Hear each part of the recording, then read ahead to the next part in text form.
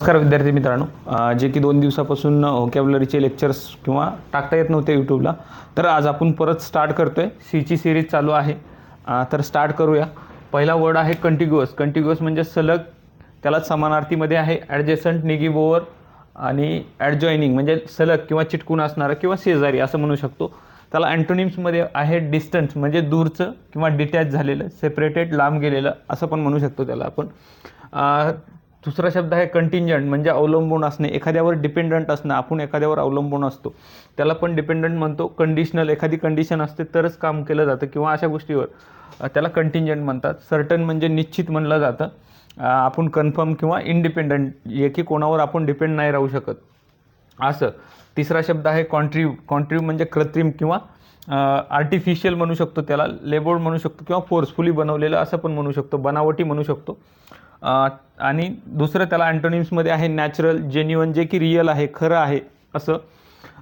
चौथा शब्द आहे कन्व्हेन्शनल. कन्व्हेन्शनल म्हणजे एखादी गोष्ट रूढी परंपरानुसार चालत आलेली, त्याला आपण कन्व्हेन्शनल किंवा परंपरागत म्हणू शकतो.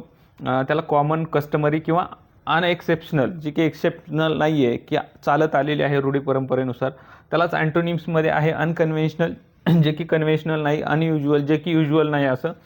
इनोव्हेटिव्ह आहे, नवीन आहे काहीतरी असं. ह्याला कन्व्हेन्शनलला विरोधार्थी आहेत. पाचवा शब्द आहे कन्वायवल. कन्वायवल म्हणजे मैत्रीपूर्ण किंवा फ्रेंडली, ॲमिएबल पण म्हणू शकतो. इथं ॲमिएबल पण म्हणू शकतो. फेस्टिव्ह म्हणजे उत्साही वातावरण, चेअरफुल आनंदी, जॉयवियल म्हणजे आनंद देणारं असतं.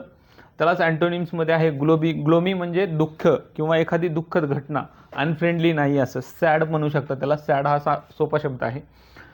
सहावा शब्द आहे कुपियस. कुपियस म्हणजे कसं, खूप मोठ्या प्रमाणात, अबुंडन्स, प्लांटीफुल किंवा ॲम्पल. ॲम्पल पण म्हणजे मोठ्या प्रमाणात म्हणू शकता, अबुंडंट म्हणजे पण मोठ्या प्रमाणात येतं. तर त्याला अँटोनिम्समध्ये आहे मिगर. मिगर म्हणजे थोडंसं, लिमिटेड, लेस आणि स्केअर्स. स्केअर्स म्हणजे एखाद्या गोष्टीचा अभाव असणे आणि कुपियस म्हणजे खूप मोठ्या प्रमाणात तुम्हाला ती उपलब्ध असणे. सातवा शब्द आहे करोलरी म्हणजे निष्कर्ष. त्याला आपण उपप्रमेय असं पण म्हणू शकतो, जो की करोलरी आपल्या केमिस्ट्रीमध्ये वगैरे वापरला जातो हा शब्द. तर आपल्याला याला सिनोनिम्समध्ये आहे कॉन्सिक्वेन्सेस, रिझल्ट, इन्फरन्स, जो की उपप्रमेय म्हणून वापरलं जातं.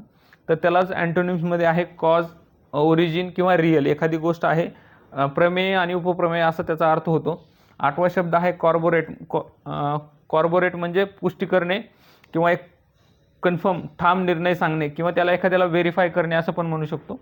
आणि त्याला अँटोनिम्समध्ये आहे डिनाय किंवा रिफ्यूज म्हणजे नकार देणे असते.